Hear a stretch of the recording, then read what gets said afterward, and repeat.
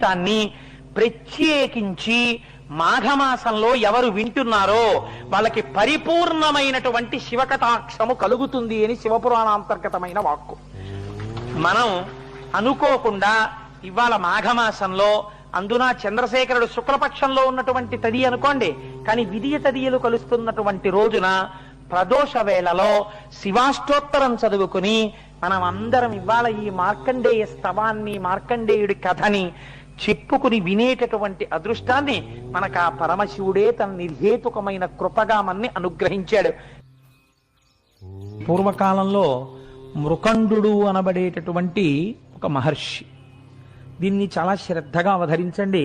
ఎందుచేత అంటే మనకి శాస్త్రంలో ఒక విషయం ఉంది, కొన్ని గహనంగా ఉంటాయి, కష్టంగా ఉంటాయి. అవి నారికేళ్ల పాకం, తినడం కష్టం. కొన్ని చాలా తేలిగ్గా ఉంటాయి. కానీ చిత్రం ఏమిటంటే చాలా తేలికగా ఉన్నటువంటి విషయాలే అపారమైన కృపని వర్షించేస్తాయి. అలాంటి వాటిల్లో మార్కండేయుని యొక్క కథ ఒకటి. ఈ మృకండు మహర్షి చాలా గొప్పవాడు అంటే ఐశ్వర్య సంబంధమై కాదు, గృహస్థాశ్రమ ధర్మ నిర్వహణ యందు ఆయన భార్య అయినటువంటి మరుద్వతి ఇద్దరూ కూడా బహుశ్రద్ధ పూనిక కలిగినటువంటి వారు. శ్రీహిమభూధరాంతికము చెందిన పుణ్యవన ప్రదేశమందా హరిదశ్వతేజుడు మహాత్ముడునైన మృకండు మౌని తద్గేహినియౌ మరుద్వతి సతీతిల కంబును భూరి శిష్య సందోహము కొల్వగా నియతితో శివుని కొల్చుచునుండే ఇచ్చలున్. వీళ్ళిద్దరూ కూడా హిమాలయ పర్వత ప్రాంతములో ఉండేటటువంటి ఒక ఆశ్రమమును నిర్మాణము చేసుకొని మృకండు మహర్షి తన తల్లిదండ్రులతో తన భార్య అయినటువంటి మరుద్వతితో కలిసి అక్కడ నివాసమును చేయుచున్నారు. వీళ్ళిద్దరితో పాటుగా అనేక మంది శిష్యులు, మృకండు మహర్షి యొక్క శిష్యులు కూడా అక్కడ ఉండేవారు. ఈ శిష్యులు అనబడేటటువంటిది ఒక చిత్రమైన ప్రక్రియ. అసలు నిజానికి మనం ఉపనయనం అని చేస్తాం. అంటే ఇవాళ చేసేటటువంటి ఉపనయనం ఒక స్థాయి ఉపనయనం అనుకోండి, దాన్ని కూడా నేను తప్పు పట్టను, ఎందుకంటే ఉన్నంతలో అవకాశంలో చేస్తున్నారు. అసలు ఉపనయనము అంటే వేదము చెప్పేటటువంటి గురువు గారి దగ్గరికి తీసుకెళ్ళబడడానికి అనువైనటువంటి కర్మ చేయడాన్ని ఉపనయనము అంటారు. అది తండ్రి గారు చెయ్యాలి. కాబట్టి ఇప్పుడు ఉపనయనం చేస్తే ఆ పిల్లాడు ఎక్కడికి వెళ్ళాలి? గురువుగారి దగ్గరికి వెళ్ళిపోతాడు. గురువుగారి దగ్గరికి వెళ్ళిపోతే గురువుగారు ఏం చేస్తారు? పూర్వం చాలా చిత్రంగా ఉండేది పద్ధతి. ధర్మము ఆశ్చర్యకరంగా ఉండేది. అది రాజు బిడ్డే కానివ్వండి, సామాన్యుడి బిడ్డే కానివ్వండి, చదువుకోవాలంటే ఎక్కడికో వెళ్ళి మళ్ళీ ఇంటికి వెళ్ళడం ఉండేది కాదు. గురువు గారి దగ్గరికి వెళ్ళిపోవాలి. ఈ గురుపత్ని ఏం చేస్తుంది? ఆవిడే వీళ్ళందరికీ తల్లి, ఆయన తండ్రి. కాబట్టి ఇప్పుడు వయస్సుతో నిమిత్తం ఉండేది కాదు. గురుపత్ని గురువుకిని వాళ్ళు గౌరవింపబడేవారు. ఇప్పుడు వాళ్ళిద్దరూ ఏం చేస్తారు అంటే ప్రతిరోజు ఈ పిల్లలకు ఆయన పాఠాలు నేర్పుతారు. నేర్పిన తర్వాత ఈ పిల్లలందరూ భిక్షాన్నం తీసుకురావడానికి పెడతారు. భిక్షాన్నం తీసుకొచ్చి అక్కడ పెడతారు. గురువు గారు అందులో కొంత భాగాన్ని తీసి శిష్యులకిచ్చి తినమనిస్తారు. శిష్యులు ఆ భిక్షాన్నంతో బతుకుతారు. ఈయన పాఠం నేర్పుతూ ఉంటారు. లోకమునందు అనుభవాన్ని గణిస్తారు. గురువుగారు నేను చెప్పేదంతా మీకు చెప్పేశాను నాయన, తన విద్య ఎంతో మోహం లేకుండా నేర్పేస్తాడు. అంతా నేర్పేసిన తర్వాత గురువుకి ఇప్పుడు ఏదో ఒక బహుమతిని ఇవ్వాలి. ఇది ఎవరు ఇవ్వాలి? శిష్యుడి దగ్గర ఏముందని ఇస్తాడు అంటే, పూర్వం శాస్త్రం అంది ఈ బాధ్యత ప్రభుత్వానిది, రాజుది. ఆ శిష్యుడు ఏమివ్వాలో దాన్ని రాజుగారు ఇచ్చేవారు శిష్యుడికి. ఆ శిష్యుడు పట్టుకెళ్ళి గురువు గారికి ఇచ్చేవాడు. ఒక్కొక్కసారి అలా గురువులు ఐశ్వర్యవంతులై ఉండేవారు. ఒక్కొక్క గురువు ఈ చేత్తో పుచ్చుకుని మళ్ళీ ఈ చేత్తో దానం చేసేవాడు. ఎప్పుడూ వాళ్ళంతే ఆ శిష్యులకు అలా బోధ చేస్తూ తరించిపోతూ ఉండేవారు. అందుకని గృహస్థాశ్రమంలో ఉండి వచ్చిన వాళ్ళని ఆదరిస్తూ ఉండడం, తను నేర్చుకుంటూ ఉండడం, తను నేర్చుకున్న దాన్ని ఏ స్వార్థ ప్రయోజనమును ఆశించక అందరికీ పంచిపెడుతూ ఉండడం, అది తరించేటటువంటి మార్గం. కనుక ఇప్పుడు ఆయన ఎలా జీవించాడు? శ్రీహిమభూధరాంతికము చెందిన పుణ్యవన ప్రదేశమందా హరిదశ్వతేజుడు, ఆ మహానుభావుడైనటువంటి ఆ మృకండు మహర్షి మరుద్వతి అనబడేటటువంటి తన భార్యతో శిష్యులతో కలిసి నైష్టికమైనటువంటి ఇటువంటి జీవితాన్ని గడుపుతున్నాడు. కంటికి రెప్పబోలె తన కన్న కుమారుల ఎట్లు శిష్యులందంట అతండు సాకుచు సతమ్మును అర్ధుల గోకులమ్ములన్ కుంటువడంగనీకడు కూరిమి బ్రోచుచు ఎల్లవారికిన్ పంటవలెంత నర్చెడు విభాసుర భూసుర రజమౌళియై. కన్న తల్లి కన్న తండ్రి బిడ్డల్ని ఎలా సాకుతారో అలా తమ శిష్యుల యొక్క యోగక్షేమములను వహిస్తూ మహానుభావుడై ఆవులనన్నింటినీ కూడా కొన్నింటిని చేరదీసి ఆ ఆవులను కాపాడుతూ ఆ ఆవు పాలతో నిరంతరము శివార్చన చేస్తూ భూసుర రాజమౌళి అయి ఇక్కడే ఉన్నటువంటి దేవతల ప్రభువా అన్నట్టుగా ఇంతమంది కామితములను తీరుస్తూ ఆయన ఈ లోకమునందు ప్రకాశించుచున్నాడు. ఇలా ప్రకాశించి ఆయన జీవితాన్ని గడుపుతుంటే ఆ మరుద్వతి ఏం చేస్తోంది? ఆవిడ గృహిణి కనుక ఆవిడ 3 బాధ్యతలను నిర్వర్తించింది అన్నారు. ఆ మరుద్వతియును అత్తమామలకు ప్రీతి అయి సేవ చేయుచు పిన్మిటికి సతతమ్ము ప్రియమునరించుచు తనదు శిష్యజనుల తల్లి వలెన్ కాచు సంబరమున. ఇది చంపేస్తున్నారు మీరు మీ శిష్యులు అనలేదు. సంబరమున ఎంతో సంతోషంతో అత్తమామలకి సేవ చేసింది, తన భర్తని సేవించింది, శిష్యులను ఒక తల్లిలా కాపాడింది. కాబట్టి ఇద్దరూ కూడా చక్కగా గృహస్థాశ్రమంలో వాళ్ళు నిర్వహించవలసినటువంటి ధర్మం ఏది ఉన్నదో ఆ ధర్మాన్ని నిర్వహిస్తున్నారు. ఆ ముని దంపతుల్ సతతమావని యందు గృహస్థ ధర్మమున్ బ్రేముడి నిర్వహింపుచును పెంపెసగంగ వసించిరేలకో ఆ మహనీయమూర్తులకు అక్కట సంతతి లేకయుండే వారేమియు చింతసేయకయ ఈశ్వరు కొల్చుచునుండి రిమ్మునన్. వాళ్ళిద్దరూ గృహస్థాశ్రమంలో తమ జీవితాన్ని పండించుకుని అందరికీ కామధేనువై కల్పవృక్షమై తమ జీవితాన్ని నడుపుతున్నా వారికి బిడ్డలు కలగలేదు. బిడ్డలు కలగలేదు కనుక వాళ్ళు శివార్చన మానలేదు. మనకి ఏది ఇవ్వాలో ఏది ఇవ్వకూడదో ఈశ్వరుడికి తెలుసు. కాబట్టి ఎప్పుడు ఇవ్వాలో ఈశ్వరుడికి తెలుసు. ఈశ్వరుడు ఇస్తాడని అదే పూనికతో వాళ్ళు శివార్చన చేయుచున్నారు. ఇలా ఉండగా ఒకానొక రోజున ఒక ఆశ్చర్యకరమైనటువంటి సంఘటన జరిగింది. ఒకనాడమ్ముని బంగరంపు మలయం దెప్పొందు పైతామహ ప్రకటారామము చేరి బ్రహ్మసభ చేరన్బోవ ద్వారంబునందకలంకుండగు ఆ మృకండుముని అపత్యం బగ్గ దవ్వారికుల్ రకమౌనా విభవంబు లేదని మునీంద్ర శ్రేష్ఠుడవ్వారితో. ఆయన ఒకానొక నాడు పూర్వం వాళ్ళ యొక్క తపశ్శక్తి అటువంటిది. చతుర్ముఖ బ్రహ్మగారి యొక్క అంతఃపురం ఉండేటటువంటి ప్రదేశానికి వెళ్ళి బ్రహ్మగారి సభలోకి ప్రవేశించడం కోసమని మిగిలినటువంటి ఋషులతో పాటుగా లోపలికి వెడుతున్నాడు. వెడుతుంటే అక్కడ ఉండేటటువంటి ద్వారపాలకులు అడ్డు పెట్టారు. మీరు లోపలికి వెళ్ళకూడదు అన్నారు. ఆయన ఆశ్చర్యపోయాడు. ఏమి నేను ఎందుకు వెళ్ళకూడదు అన్నాడు. అపత్యం వడ్గా అన్నారు వాళ్ళు. నీకు సంతానము లేదు, సంతానము లేనటువంటి కారణము ఉన్న సందర్భంలో నీకు బ్రహ్మసభా ప్రవేశార్హత లేదు. ఎందుకని? ఇక్కడ మీరు ఒక ప్రశ్న అడగచ్చు, ఎందుకంటే అంత గట్టిగా పట్టుకోవడం అని. అంటే శాస్త్రవాక్కు మీకు నేను చెప్తాను, వాళ్ళు కావాలని అవమానించడం వాళ్ళ ఉద్దేశ్యం కాదు. పితృరుణం తీరదు. తాను కూడా ఒక కొడుకుని కనకపోతే పితృరుణం తీరదు. కాబట్టి సంతానమును కని తీరాలి. పైగా వివాహం ఎవరైనా చేసుకోకపోతే వాళ్ళ తల్లిదండ్రులు పొందే అదృష్టం ఏమిటో తెలుసా అండి? బ్రహ్మచర్యంలోనే ఉండిపోయాడు అనుకోండి, పోనీ ఏదో చిట్ట చివరి తురియాశ్రమంలోకి వెళ్లకుండా ఇటు గృహస్థు కాడు, ఇటు బ్రహ్మచారి, ఇటు ఆ వివాహం చేసుకోకుండా అలా ఉండిపోతే ఇలాంటి బిడ్డన్ని కన్నారు కాబట్టి వాళ్ళ తల్లిదండ్రులందరినీ తిరగేసి చెట్లకు కట్టేస్తారు. మీరు దేవి భాగవతంలో దీనికి సంబంధించి ఒక కథ ఉన్నది. అందుకే నేను పెళ్లి చేసుకోను అని అనరాదు, పెళ్లి చేసుకొని తీరాలి. ఇవాళ కలియుగం కదా, నాకు చాలా మూఢులైన వాళ్ళు కొంతమంది కనబడుతుంటారు. మేము పెళ్లి చేసుకోండి అంటుంటారు. నాకు ఈ మధ్య ఒక ఆయన అమెరికా నుంచి ఫోన్ చేశాడు. నేను భగవత్ సంబంధమైన విషయాలు చాలా చదివానండి, విన్నాను, నేను పెళ్లి చేసుకోవద్దు అనుకుంటున్నాను, ఇలాగే ఉండిపోదాం అనుకుంటున్నాను, ఎందుకు ఈ లంపటం అని. నీకు సంకటం, పెళ్లి చేసుకో అని చెప్పాను. నువ్వు పెళ్లి చేసుకో, నీ కర్మ, పెళ్లి చేసుకోకపోతే పాడైపోతావు. శాస్త్రం అలా అంగీకరించలేదు. చక్కగా పెళ్లి చేసుకో, నువ్వేమీ పాడైపోవు పెళ్లి చేసుకుంటే. ఎలా శాస్త్రాన్ని పట్టుకోవాలో అలా పట్టుకున్నవాడు పెళ్ళై తరించిపోతాడు తప్ప పాడైపోయేది ఏమీ ఉండదు. కాబట్టి వివాహం చేసుకుని పితృరుణం తీర్చుకో అని చెప్పాను. కాబట్టి ఇప్పుడు పితృరుణం తీరలేదు, ఇది దోషం. అందుకని అపత్యం బట్గా, కాబట్టి నువ్వు బ్రహ్మసభలో ప్రవేశించడానికి వీల్లేదు, రుణం ఉండిపోయింది. కాబట్టి మీరు మరోలా భావించకండి, మీరు గొప్ప ఋషి, సాత్విక స్వభావము కలిగిన వారు, మీకు ఇందులో ఉన్న ధర్మ సూక్ష్మము మీకు తెలుసు. మా నోటితో అనిపించకండి, మీ మనస్సు ఖేద పెట్టకూడదు, కాబట్టి మీరు బ్రహ్మసభలో ప్రవేశించరాదు, దయచేసి మీరు తిరిగి వెళ్ళిపోండి అన్నారు.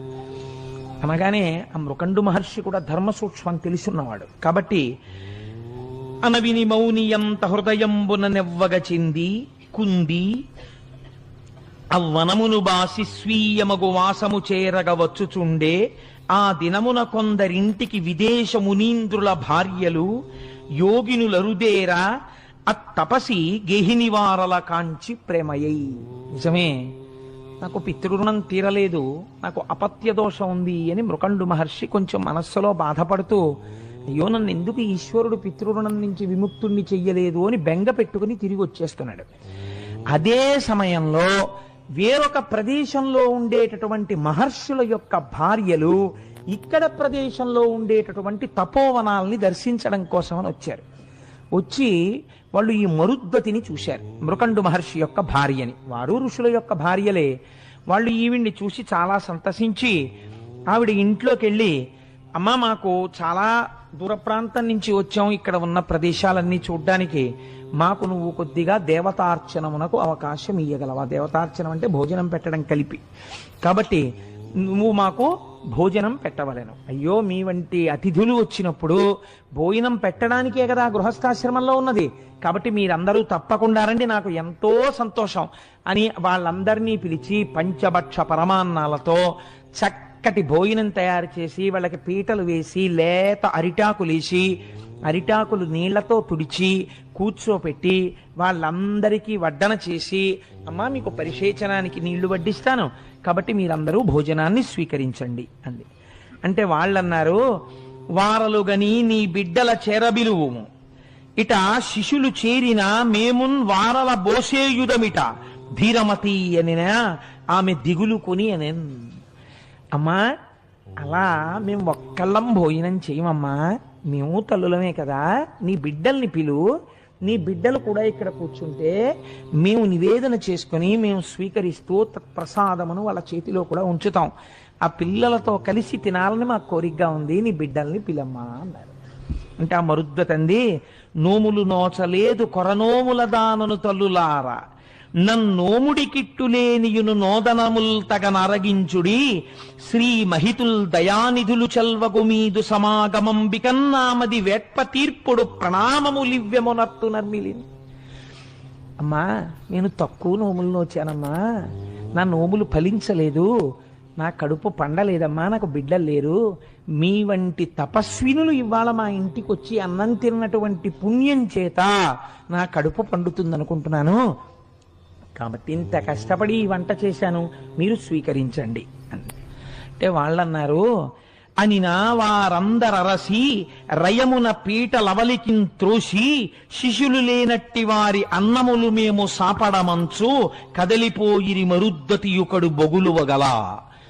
వాళ్ళు, అమ్మా ఏమనుకోకు, భర్త యొక్క పితృరుణం తీరడం కోసమే సంతానమును అపేక్షించి క్షేత్రముగా భార్యని స్వీకరించుచున్నాడు. మీ ఇద్దరూ కూడా మీరు ఎందుకు గృహస్థాశ్రమంలో ప్రవేశించారో తత్ఫలితాన్ని ఇప్పటికీ పొందలేకపోయారు, కాబట్టి అలా బిడ్డలు లేని ఇంట మేము భోజనం చెయ్యమమ్మా, ఏమనుకోకని చెప్పి పీటలు తోసేసి వాళ్ళు లేచి బయటికి వెళ్ళిపోయారు. వెళ్ళిపోతే ఆవిడ ఎంతో బాధపడుతూ ఏడుస్తూ కూర్చుంది. అయ్యో చూశావా, నాకు బిడ్డలు లేని కారణం చేత నేను మహాత్ములకు అన్నం పెట్టే అదృష్టాన్ని కోల్పోయాను అని. ఆ బాధపడుతున్నటువంటి సమయంలో మృకండు మహర్షి కూడా మనస్సులో చాలా కుందుతూ, అయ్యో బ్రహ్మసభలో ప్రవేశించలేకపోయానే సంతానం లేక అని బాధపడుతూ ఆయన ఇంటికి వచ్చాడు. ఇంటికి వచ్చేటప్పటికి ఇంతటి మహాపతివ్రత అయినటువంటి భార్య ఏడుస్తూ కూర్చున్నాడు. ఆయన వెళ్ళి, ఎందుకు ఏడుస్తున్నావు నువ్వు అని అడిగాడు. మునిసతులు వచ్చి వంచించి చనిన విధమునంతయును పూసగృచ్చిన ఎట్లు తెలిపి తిరుగ వందురుచుండునా ధీరుడాత్మ పరిభవంబును తెలిపి కరిణి పలికే. వాళ్ళు ఆ ఋషికాంతలు రావడం, వాళ్ళకి అన్నం పెట్టడం, పిల్లలు లేని ఇంట మేము తినమమ్మా అని పీటలు తోసి వాళ్ళు వెళ్ళిపోవడం ఈవిడ చెప్తే ఆయన కన్నుల కూడా నీరు కారింది.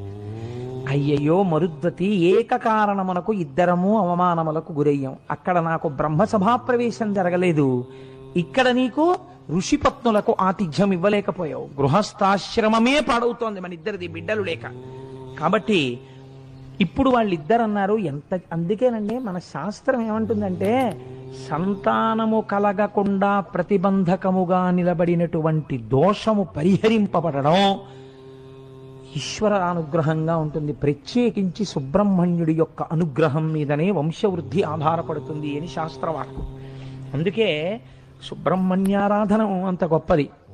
చాలా పెద్ద మనస్సుతో ఇవాళ పొద్దున్న మేము సుబ్రహ్మణ్యేశ్వర స్వామి వారి యొక్క ఉత్సవాలు ఏ విఘ్నం లేకుండా అందరికీ ప్రయోజనం కలిగేటట్టుగా జరగాలని విఘ్నేశ్వర పూజ చేసి ఇవాళ పొద్దున్న విఘ్నేశ్వరుడికి బియ్యం మీదు కట్టాం. స్వామి పూర్తయ్యాక నీకు ఉండ్రాళ్ళు పోస్తామయ్యా అని.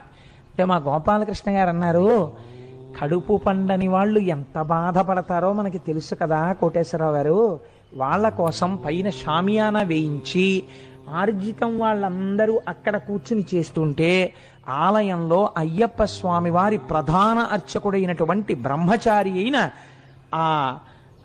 ఆయన పేరు సుబ్రహ్మణ్య స్వరూపానికి సంబంధించినటువంటి పేరే అయింది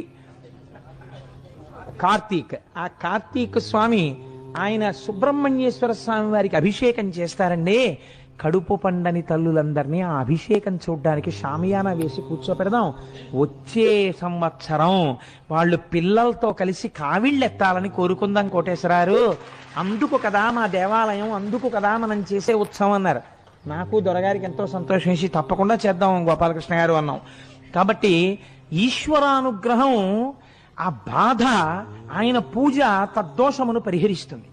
కాబట్టి ఇప్పుడు ఆయన అన్నాడు, సరే నువ్వు సంతానము కొరకే ఏడుస్తున్నావు, ఇవాళ సంతానం లేకపోయిన కారణం చేత మనం కొన్ని పుణ్యకార్యములు చెయ్యలేకపోయామని ఏడుస్తున్నారు తప్ప ఏదో సంతానం కలగలేదని వాళ్ళు ఏడవలేదు. సంతానం కలగకపోవడం మేము కొన్ని మంచి పనులు చెయ్యడానికి అడ్డుస్తోందని ఏడ్చారు.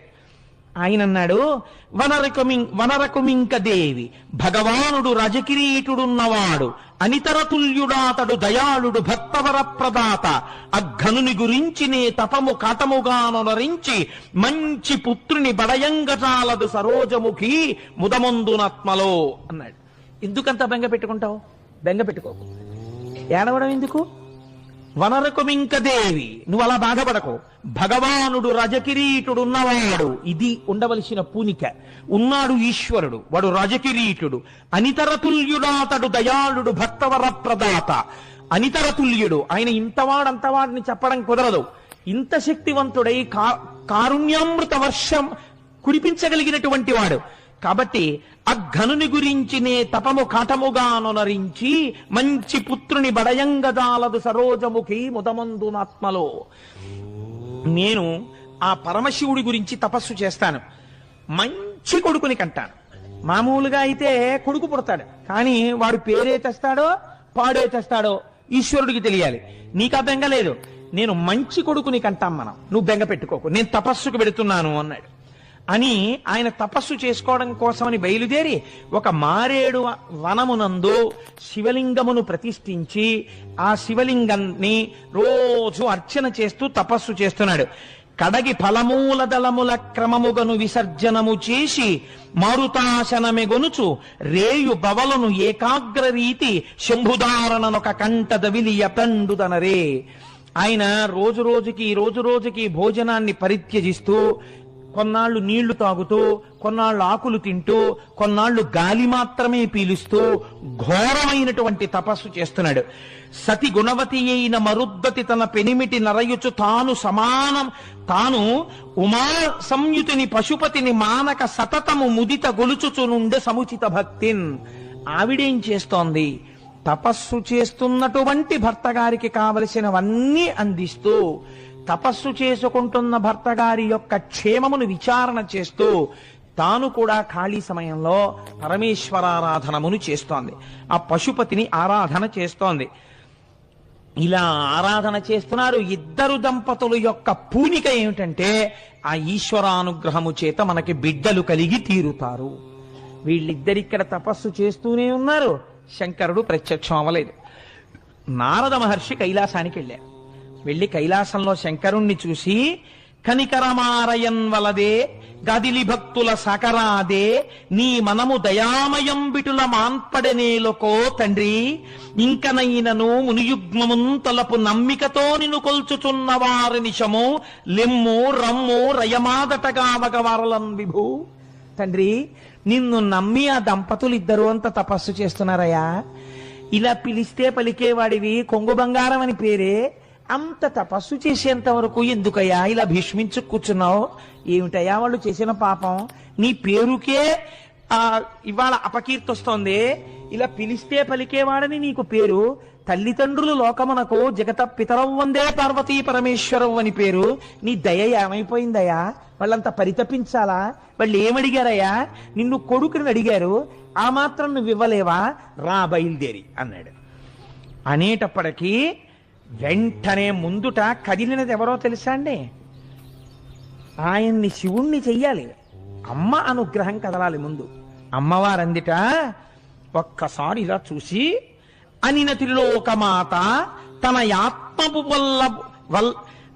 యాత్మపు పుల్ల వడంగ ఇట్లనెను వినుముని, నే ప్రతిక్షణము వేడుచునుంటిని మహాత్ము అందనుడు జనించునట్లు వరదానము వారికి చేయుమంచు జాగును ఒనరించుచుండే మది గొంకుచునుంటిని నేను ఇట్టులను. అయ్యయ్యో నారదా, నేను రోజు ఈ మహాత్ముడికి చెప్తూనే ఉన్నా. ఇది ఒక చిత్రమైన మాట అండి. సాధారణంగా భార్య అంత పెద్ద మాట వేసేసి గౌరవించేసిందంటే హఠాత్తుగా ఆయన ఏదో పొరపాటు చేశాడని గుర్తు. అదేంటి, ఇంట్లో గుమ్మడికాయ కుళ్ళిపోతుంది, కాసిన సీమ పచ్చిమిరపకాయలు పట్టరండి, ఏదో ఆ పండు మిరపళ్ళు పట్టరండి, ఒడియాలు పెడతానని చెప్పి ఇప్పటికి వారం రోజులు ఆ దిక్కుమాలిన గుమ్మడికాయ కుళ్ళిపోయేటట్టే ఉంది. మహాత్మా ఇవాళైనా తీసుకొస్తారా పండు మిరపకాయలు అందనుకోండి భార్య. పండు మిరపకాయలు తేవడానికి మహాత్మా అని పిలవక్కర్లేదు. వారం రోజులు చెప్పినా తానివాడా అని అన్యాపదేశం. కాబట్టి ఎంత సహజంగా పడిందో చూడండి అందులో. కాబట్టి ఆవిడంది, ఈ మహాత్ము నేను ప్రతిరోజు చెప్తున్నాను, మహాత్మా వెడదాం రండని. లేస్తేగా రండి ఇప్పటికైనా వెడదాం, వెళ్ళి వాళ్ళకి పిల్లల్ని ఇద్దాం అంది. ఇలా చెప్తే అఖిలాండేశ్వరి అయిన అమ్మవారు శివుడితో ఇలా చెప్పి శివుడితో అందిట తిన్నగా చూసిన నారదుడితో కదా ఈ మాట చెప్పింది. ఈయనకి రోజు చెప్తున్నాను కదలరు అని పోదము వేగ నవ్వనికి బూనిక నొక్క క్షణంబునేని కాలూది వసింప నిప్పుడి దయోన్నత లెమ్మిక రమ్ము నాదుపై నాదరముంపు భక్తుజనలందిటు జాలము సేయవెన్నడున్ మోదముతో ఇకన్ పయనమున్ ప్రకటింపుము నందికిమ్ముగన్. ఏమిటయా శంకరా అలా కూర్చుంటారేమిటి మీరు? అలా కూర్చోకూడదు. ఒక క్షణం ఆలస్యం చేయడానికి వీల్లేదు. మనం ఉత్తర క్షణం నందీశ్వరుడి మీద కూర్చుని ఉండాలి. మనం వెళ్ళిపోయి వాళ్ళ కన్నుల పండుగగా ఆ మారేడు వనంలో దిగాలి. చూసి పొంగిపోవాలి ఆ మృకండు మహర్షి. ఏం కావాలి అని అడుగుతారు మీరు. అడగగానే పుత్ర సంతానం అడుగుతాడు, ఇచ్చేసేయండి. ఇంకా మళ్ళీ ఏం మీనమేషాలు లెక్కెట్టకండి, పదండి అంది. అనేటప్పటికీ పరమశివుట్ట చూసేట. చూసి అయ్యయ్యో నేను మాత్రం కాదన్నానా ఈశ్వరి, దా అని నందీశ్వరుణ్ణి పిలిచాట. పిలిచి నందివాహనుడై గబగబా బయలుదేరి వచ్చేశాడు మారేడు వనానికి. తల్లిదండ్రులు ఎప్పుడైతే వెళ్తున్నారో వెనక గణపతి బయలుదేరాడు, సుబ్రహ్మణ్యుడు బయలుదేరాడు, ప్రమదగణాలు బయలుదేరాయి, నారదుడు బయలుదేరాడు, లోకపాలకులు బయలుదేరారు. తన వెంటన్ సిరిదచ్చి వెంటన వరోధ వ్రాతమున్నట్టుగా అందరూ వచ్చేశారు. ఒక్కసారి మారేడు వనంలో ఇంతమంది దిగిపోయారు. ఏం అదృష్టం అండి మృకండు మహర్షిని. నిలబడిపోతే ఆయన కన్నులు విప్పి చూసి సాష్టాంగ దండ ప్రణామం చేసి స్తోత్రం చేసి శంకరుణ్ణి నిలబడ్డాడు. శివుడును మౌని చూచి ఎనియన్ చిత్తమునం తగమెచ్చినాడనీదు విమలమైన చిత్తము దూరపు భక్తియు తపంబు పెంపు ఆయువు కడుంగల్గు వారలన యోగ్యుల కొడుకుల ఇచ్చునట్లు నింతువో 16 వర్షములకే పరమందు సుపుత్రు కోరెదో. ఎన్ని విశేషణాలు వేశాడో చూడండి శంకరుడు. శివుడును మౌని చూచి ఎనియన్ చిత్తమునం తగమిచ్చినాడనీద విమలమైన చిత్తము దూరపు భక్తియు తపంబు పెంపు. ఏమయ్యా నీ తపస్సు చూసి నేను ఎంత పొంగిపోయానో తెలుసా? ఎంత నిర్మలమైన మనస్సయ్యా అనేది. నేను రాకపోయినా నువ్వు కోపగించుకోలేదయా అంటే అసలు లోకమునకు ఒక గొప్ప విషయాన్ని ఆవిష్కరించగలిగినటువంటి కొడుకుని పొందడానికి అర్హుడైన వాడు ఈయనే. కాబట్టి నీకేం కావాలని అడగట్లేదు ఇప్పుడు శంకరుడు. నేనే నీకు ఇద్దాం అనుకుంటున్నాను. అయోగ్యులు, వంశానికి చెడ్డ పేరు తెచ్చేవారు, నీకు మనశ్శాంతి లేకుండా చేసేవారు 100 కొడుకులు కావాలా? 16 సంవత్సరములకే పరాన్ని పొందేటటువంటి కొడుకు కావాలా? ఎవరు కావాలో చెప్పు. ఇది చాలా కొంచెం క్లిష్టమైన సమస్య కదండి బాహ్యంలో. కాబట్టి ఆయన అని అడుగినా విని మౌనియు మనమున సంకోచమంది మరిగి తరిగి అంతనే సర్వము శివవశమని అనగుని 16 సమల అర్భకు కోరెన్. ఇప్పుడు మీరు పరమశివుడు పెట్టిన పరీక్ష గమనించాలి. దేని కొరకు కొడుకుని అడుగుతున్నాడు? ఒక కొడుకు కావాలని తపస్సు చేశాడా?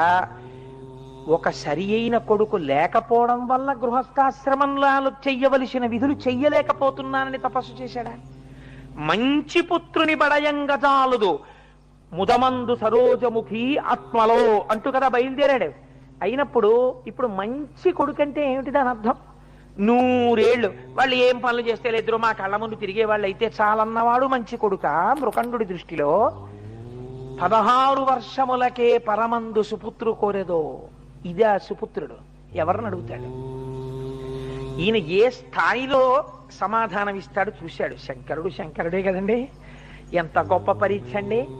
ఆయన కూడా మనస్సులో ఆలోచించాట. ఒక్క దుష్టుడైన కొడుకు పుట్టి చేయరాని పనులు చేశాడనుకోండి, పైన ఉన్న వాళ్ళు కూడా కింద పడిపోతారు అధోలోకాల్లోకి. కాబట్టి ఒక మంచి కొడుకునే అడుగుదాం. నేను ఎందుకు కోరుకున్నాను? పితృరుణం నుంచి విముక్తున్నవడానికి. మళ్ళీ వాళ్ళని కూడా పడగొట్టే కొడుకు నాకెందుకు? ఆ పైన 16 వర్షములకే పరమందు సుపుత్రు కోరెదో అన్నవాడెవడున్నాడో వాడు తలుచుకుంటే ఎందుకు మళ్ళీ మార్చి ఏదైనా చెయ్యలేడు? ఇది ఇచ్చినవాడు అది ఇవ్వడా తర్వాతని ఏమిటి నమ్మకం? వాణ్ణి నమ్మి యోగ్యతని కోరుతాను తప్ప వాణ్ణి వదిలి నా ప్రజ్ఞతో ఆలోచించి 100 ఏళ్ళు ఉండే తప్పుడు కొడుకుల్ని నేను అడగను అనుకున్నట్ట. ఇప్పుడు పూనిక మళ్ళీ ఎవరి మీదకే వెళ్ళింది? ఆయన మీదే పెట్టాడు పూనిక. అంటే అసలు మార్కండేయ మహర్షి పుట్టక పూర్వమే శంకరుడి మీద నమ్మకంతో వాళ్ళు అటువంటి కొడుకుని అడిగారు.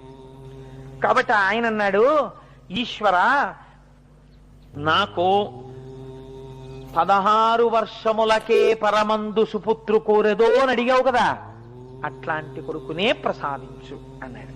కానీ ఈ మాటలు అడిగిన తరువాత మరుద్వతి మాత్రం కొంచెం చిన్నబుచ్చుకుంది. ప్రేగు తల్లి ప్రేగే కదండి. పిల్లలు లేకపోవడం ఎంత కష్టమో, పుట్టినటువంటి పిల్లాడు చాలా యోగ్యుడై 16 ఏళ్లే బతుకుతాడని తిరగడం మరీ కష్టం. ఎందుకని? ఇప్పుడు పుత్రశోకాన్ని భరించవలసి వస్తుంది తర్వాత. కాబట్టి ఇప్పుడు అది తలుచుకోగానే ఆవిడ చాలా బెంగ పెట్టుకుందిట. బెంగ పెట్టుకున్నట్టుగా చూసిందిట. ఏమిటండి పరీక్ష అన్నట్టు. అంటే మృకండు అన్నట్ట భార్యతో, ఎప్పటి మేలప్పుడే శివుడి ఎప్పుడును కలడు మనకు ఇందుముఖి నీవప్పటి మాట తలంపకు ముప్పడును తోడుపడెడు అఖిలేశుడుగిన్. నువ్వు దేనికి బాధపడుతున్నావు? ఈ పిల్లాడికి 16 ఏళ్ళు వచ్చినప్పుడు జరగబోయే విషయం ఏదో ఉందని కదా నువ్వు బెంగెట్టుకుంటున్నావు. ఈశ్వరుడు ఎప్పుడూ ఉండేవాడా కాడా? ఈ పిల్లాడికి 16 ఏళ్ళు వస్తాయేమో కానీ వీడి వృద్ధిని వాడు చూస్తున్నాడు. వీడి కోసం మనం ఏడిచేట్టు వాడు చేస్తాడని నువ్వు అనుకుంటున్నావా? అప్పటికి ఎలా సాయపడాలో అప్పటికి అలా వాడు సాయపడతాడు. నీకెందుకు బెంగ? సాయపడేవాడు వాడుండగా ఎవడు నీకు బిడ్డల్నిచ్చాడో వాడే నీకు మళ్ళీ పుత్ర సంతానానికి ఆయుర్దాయం కూడా ఇస్తాడు. అంతేకాని ఇచ్చేవాడు లేడన్నప్పుడు ఏడవాలి. ఇచ్చేవాడు ఉన్నాడని లోకంలో నీకు పూనిక ఉన్న తర్వాత నువ్వు ఎందుకు ఏడుస్తావు? ఏడవకు. అప్పుడు ఆ కష్టం వచ్చే వేళకి మళ్ళీ వీడే వచ్చి రక్షిస్తాడు. సరేనా? బెంగెట్టుకోకరా అన్నాడు. అబ్బో ఈ మాట ఏదో చాలా బాగుందండో. ఇదండి పూనికంటే, ఇది భక్తి అంటే. చూసారా? ఇది గుండెలలో ఉన్నప్పుడు రక్షింపబడి తీరుతారంతే. కాబట్టి ఇప్పుడు ఏమైంది? ఇద్దరు ఇంటికి వెళ్ళిపోయారు, ఎంతో సంతోషంగా ఉన్నారు. భార్యతో ఒక మాట అన్నాడు, పలువురు కుమారకులు కుల పాంసనులు జనించి దీర్ఘాయువు నొందిన మంచిదగునే, కులము సత్పుత్రుడొక్కడు కలిగనేని ఎలా నభబంట్లు సన్నుతి నెగడు జగతి. చూడు, మనకి 9 పుత్రులు పనికి మాలిన వాళ్ళు పుట్టే కన్నా ఆకాశమంతెత్తు ఎదిగిపోయేటట్టుగా మనని కాపాడగలిగిన వాడు, పేరు తేగలిగినటువంటి వాడు ఒక్క కొడుకు పుట్టినా చాలు. కాబట్టి నువ్వు బెంగ పెట్టుకోకు అని చెప్పి ఇద్దరు సంతోషంగా ఇంటికి వెళ్ళిపోయారు. వెళ్ళిపోయిన తర్వాత వాళ్ళకి ఒక మంచి శుభ నక్షత్రంలో ఒక బిడ్డడు జన్మించాడు. పిన్నిధిని బడసిన ఎట్టి పేదలట్లు ఆ మృకండును తత్సతి అనవరతము ముద్దు కొమరిని గాంచుచు హద్దులేని అరుసమున ఓలలాడిరి అన్ని మరచి. కొన్నాళ్ళకి వాళ్ళకొక చిన్న బిడ్డడు పుట్టాడు. వాడు పెద్దవాడు అవుతున్నాడు, పాకుతున్నాడు, బుడిబిడి అడుగులు వేస్తున్నాడు, అమ్మా అంటున్నాడు, నాన్న అంటున్నాడు. వాళ్ళిద్దరూ పొంగిపోయారు. పిన్నిధిని బడసిన పేదలట్లు, బాగా పేదవాడికి 1 కోటి రూపాయల లాటరీ తగిలితే ఇంకా జీవితాంతం ఎంత సంతోషిస్తాడో వాళ్ళు అలా సంతోషిస్తున్నారు. ఆ మృకండు తత్సతి అనవరతము ముద్దు కొమరిని కాంచుచు హద్దులేని అరుసమున ఓలలాడుచురు అన్ని విడచి ఆనందరసంలో మునిగిపోతున్నారు. ఆ మృకండు మహర్షి ఆయన భార్య ఆ పిల్లవాడిని చూస్తూ పరవశించిపోతున్నారు. ఇలా జరుగుతూ ఉండగా ఈ పిల్లవాడు రోజు రోజుకి దినదిన ప్రవర్ధమానం అవుతున్నాడు. ఆ పిల్లవాడికి యోగ్యమైనటువంటి వయస్సులో ఉపనయనం చేశారు, గురుకులానికి పంపించారు. వాడు చక్కగా వేదాల్ని, ఉపనిషత్తుల్ని అన్నింటినీ చాలా తక్కువ సమయంలో నేర్చేసుకున్నాడు. వాడు ఎంత అనుష్ఠాన బలం ఉన్నవాడు. ఇది ఉమానుగ్రహమును పొందుట, అఖిలాండేశ్వరి అనుగ్రహాన్ని పొందాడు. అనుష్ఠాన పర్యంతములోకి వచ్చింది ఆ పిల్లవాడికి. పెద్దవాడైన తర్వాత వచ్చిన భక్తి గొప్పది కాదండి. చిన్న పిల్లవాడిగా ఉండగా మార్కండేయుడి యొక్క జీవితాన్ని మీరు అవధరించండి. నడువగా వచ్చిన నాటి నుండి శివదేవళంబులకెగుదించు, పలుకగా వచ్చినప్పటి నుండి నమశివాయన్ సేప్రొద్దు పలుకుచుండు, చదువుగా వచ్చిన సమయంబునందుండి శైవ ప్రబంధంబుల పఠన చేయు, వ్రాయగా వచ్చిన వరుసనే శివకోటి మించిన వేట్క లిఖించుచుండు, బూది సర్వాంగములనిపుడు పూయుచుండు, తవిలి రుద్రాక్షలను మెడదాల్చుచుండు, పార్థివేశార్చ ఏ రోజు బాయకుండు, భూషణంబై తనరు అమ్మునిసుతుండు. ఆ పిల్లవాడు రోజు రోజు ఎలా పెరుగుతున్నాడు? నడువగా వచ్చిన నాటి నుండి శివదేవళంబులకెగుచుండు. ఆ పిల్లవాడికి నడవడం వచ్చినప్పటి నుంచి వాడికి సంతోషం ఏమిటంటే, ఒక్కరోజు నాన్నగారు తీసుకెళ్లారు. వాడు ఆ బుడి అడుగులు వేసుకుంటూ శివాలయంలోకి వెళ్ళి ఆ శివుడికి దండం పెడుతుండేవాడు. ఎగిరి శివుడి యొక్క ఆ కొమ్ముల్లోంచి శివలింగ దర్శనం చేసి పొంగిపోతుండేవాడు. పలుకగా వచ్చినప్పటి నుండి నమశివాయన్ సేప్రొద్దు పలుకుచుండు. వాడికి మాట్లాడడం వచ్చినప్పటి నుంచి ఎప్పుడు నమశివాయ నమశివాయ నమశివాయ అంటూ ఉండేవాడు. చదువుగా వచ్చిన సమయమందుండి శైవ ప్రబంధంబుల పఠన చేయు. వాడికి చదవడం వచ్చినప్పటి నుంచి నాన్నగారి యొక్క శైవ ప్రబంధాలన్నీ తీసి చదువుతూ ఉండేవాడు. వ్రాయగా వచ్చిన వరుసనే శివకోటి మిక్కిలి వేట్క లిఖించుచుండు. శివనామం ఎంత గొప్పదండి, మామూలు నామం ఏమిటది. అందుకే మీకు ఇప్పుడు శ్రీ శివ కోటినామాల పుస్తకాలు పంచబోతున్నారు. మీరు రాసిన ఆ కోటినామాలన్నింటినీ ఇక్కడ స్తూపంగా కట్టబోతున్నారు. కాబట్టి దానికి ఒక మహానుభావుడు మోహన్ రావు అనుకుంటాను ముందుకొచ్చే శ్రీ శివ నామాలతో శివకోటి పుస్తకాలు వేస్తున్నారు. చదువుకోవడం వినడంతో సరిపోదుగా, చెయ్యాలి. కాబట్టి నేను శివకోటి నామాలు ఇస్తానండి, రోజుకొక పేజీ రాసి మళ్ళీ మనం ఒక ఉత్సవం చేసి మళ్ళీ శివుడి గురించో 3 రోజులు సభ చేసి స్తూపంలో ఈ శివకోటి పుస్తకాలన్నీ వేద్దామన్నారు. కాబట్టి చూడండి, ఆయన వ్రాయగా వచ్చిన వరుసనే శివకోటి మించిన వేట్క లిఖించుతుండు. వ్రాయడం వచ్చినప్పటి నుంచి రోజు శ్రీ శివ శ్రీ శివ శ్రీ శివ అని శివకోటి రాసేవట్ట. బూది సర్వాంగములనిపుడు పూయుచుండు, విభూతిని ఒంటి నిండా అన్యవయవాలకి రాసుకునేవాడు. తవిలి రుద్రాక్షలను మెడ తాల్చుచుండు, రుద్రాక్షలని మెడ నిండా వేసుకునేవాడు. పార్థివేశార్చ ఏనాడు బాయకుండు, ఏ రోజున పార్థివలింగానికి పూజ చెయ్యకుండా ఉండేవాడు కాదు. భూషణంబై తనరు అమ్మునిసుతుండు, ఆయన ఒక పెద్ద భూషణమై లోకమంతటి చేత గౌరవింపబడుతున్నాడు. ఇలా ఉంటూ వేదములంతదంగముల వేగని నేర్చి శివాగమంబుల ఆదరమొప్పగా చదివి ఆరసి దర్శన జాలమంతయున్మీదట శైవతత్వమును మేల్మినిరింగి శివుండె సర్వసంపాదకుడంచులో తెలిసి పాయక కొల్చుచునుండె శంకరున్. శైవాగమాలన్నీ చదివాడు, ఉపనిషత్తులు చదివాడు, వేదాలు చదువుకున్నాడు. ఈ లోకమునందు శివుణ్ణి నమ్మిన వాడికి ఏ బెంగా లేదు. శివ అన్నవాడికి, శివనామం చెప్పిన వాడికి, శివ పూజ చేసిన వాడికి సర్వలోకైక ప్రభు అయిన శివానుగ్రహం కలిగి తీరుతుంది అని నమ్మాడు. నమ్మి ఎప్పుడు శివనామం చెప్తూ పరమ సంతోషంగా గడిపేస్తున్నాడు. ఇలా గడిపేస్తుండగా ఒకానొకనాడు నారద మహర్షి అక్కడికి వచ్చాడు. నారద మహర్షి వచ్చి ఆ మృకండు మహర్షిని, మృకండు మహర్షి యొక్క భార్యని చూశారు. నారద మహర్షి వచ్చారు, ఆయనకి అర్ఘ్యపాద్యాదులను సమర్పించారు. ఎంతో పొంగిపోయారు. పొంగిపోయిన తర్వాత చాలా బాగుంది, కానీ చాలా సంతోషంగా ఉంది, మీ ఇల్లు చూస్తుంటే ఎంత పొంగుగా ఉంది, మృకండుడా నీకు తగిన కుమారుడు లభించాడోయ్. కానీ ఒక్క విషయం మీకు జ్ఞాపకంలో ఉందా? ఈ పిల్లవాడికి 15వ సంవత్సరం వెళ్ళిపోయి 16వ సంవత్సరం వచ్చేసింది. 16వ సంవత్సరం కూడా కొద్ది రోజులలో పూర్తి అయిపోబోతోంది. 16వ సంవత్సరం పూర్తయిపోయిన పుట్టినరోజు నాడే ఉపద్రవం కూడా వచ్చేస్తుంది. ఇంత మనసు పెంచుకున్నారే, ఇంత మంచి పిల్లవాడే, ఇంత తల్లిదండ్రుల్ని సేవిస్తాడే, ఇంత శివభక్తుడే, ఇలాంటి పిల్లవాడికి ఏదైనా జరగరానిది జరిగిపోతే మీరు తట్టుకోగలరా? ఈ పిల్లవాడి ఆయుర్దాయం అయిపోతోంది కదా అని నారదుడు ఈ మాట చెప్పగానే మొట్టమొదట భూమి మీద పడిపోయి ఆవు దూడ కనపడకపోతే అంబారావం చేస్తూ పరిగెత్తినట్టు పిల్లాన్ని తలుచుకుని మార్కండేయ మార్కండేయ అని పిలుస్తూ ఆడుకుంటున్న పిల్లాడి దగ్గరికి పరిగెత్తి నేల మీద పడి పొర్లుతూ గుండెలు బాదుకుని మరుద్వతి ఏడుస్తోందట. కొద్ది రోజుల్లో వాడు వెళ్ళిపోతాడన్న సత్యాన్ని భరించలేక.